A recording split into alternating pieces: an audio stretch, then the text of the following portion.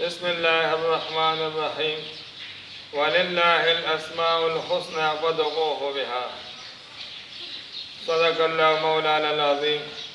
اللهم صل على سيدنا محمد وعلى آل سيدنا محمد وبارك وسلم عليه.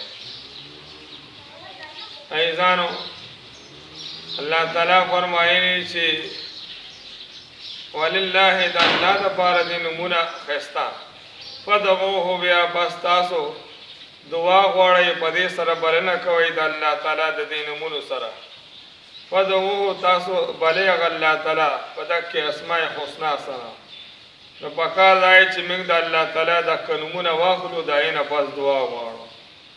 د دې وجې نه عزیزانو حدیث شریف کې راغلی دی چې څوک دغه نومونه 99 نومونه د الله تعالیٰ مشهور دا نومونه څوک ووایي او د دې نه پس دعا وغواړي نو الله تعالیٰ ولا دعا قبلوي.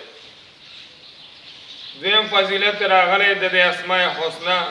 حضرت ابو هریره رضی الله تعالی عنہ فرمایي چې نبی علیہ السلام فرمایلی دي چې کوم کس د الله تعالیٰ د نومونه هغه یاد کی او زړه کې وساتي نو الله تعالیٰ و دا کس جنت ته داخلوي. نو دې وجې نه عزیزانو 99 نومونه د الله تعالیٰ دې کې خو چې دی اول الله راغلی دی، بیا دغه شان نومونه د الله تعالیٰ راغلي.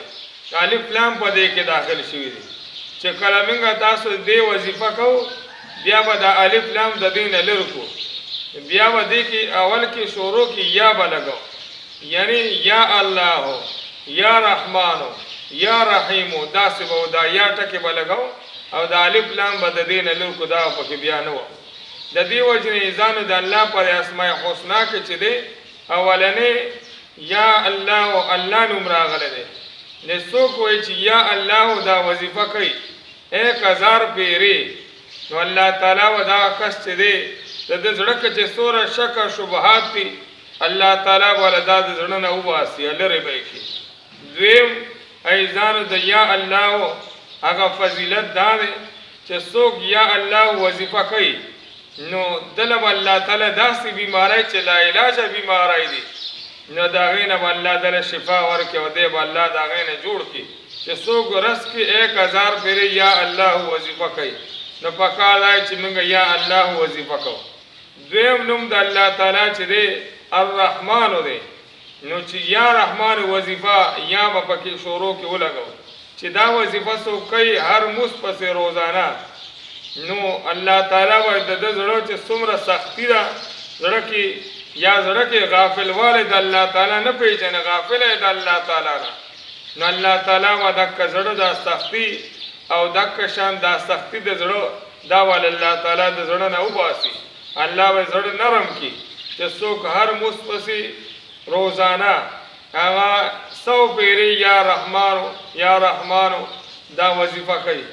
خو د دې په شلم ځل باندې یا په لسم ځل باندې یا په دریم ځل باندې چې دی جل جلاله ورسره لوستل پکار دی د دې. او دغه شان دی د یا الله د الله تعالیٰ ذاتي نوم دی.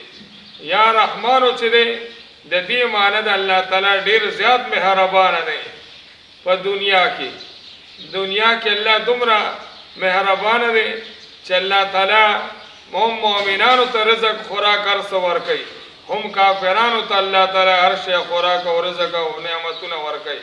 نو الله تعالیٰ ډېر زیات مهربانه دی. او دې پسې دریم نوم د الله تعالیٰ چې دی الرحیم دی چې د دې وظیفه کوو نو یا رحیم به کوو. چې څوک وایي یا رحیم وظیفه کوي د دې چې دی فضیلت دا دی چې د ده الله تعالیٰ د یا رحیم د وظیفې دا دنیاوي آفتونو مصیبتونو نه الله تعالیٰ دې محفوظ ساتي. او دویم فضیلت د دې نوم دا دی چې دې باندې به الله تعالیٰ تمام خلق د باندې الله مهربانه کړي، تمام خلق به د سره مینه محبت ساتي. چې څوک یا رحیم وظیفه کوي د دې تعداد دا دی چې دا یا رحیم وظیفه هر مونځ پسې 100 پیرې څوک روزانه هغه هر مونځ پسې وایي نو دغه فضیلت دغه فائدې وده ته ملاویږي. د یا رحیم معنی الله تعالی ډیر زیات رحم کوونکی دی. مطلب دا چې الله تعالی په آخرت کې چې د خاص مهربان دی. مؤمنان و الله تعالی جنت ته بوزي او جهنم نه به الله تعالی بچ کوي. نو پکار دا چې موږ د یا رحیم وظیفه کوو، یا رحمان وظیفه کوو، یا الله وظیفه کوو.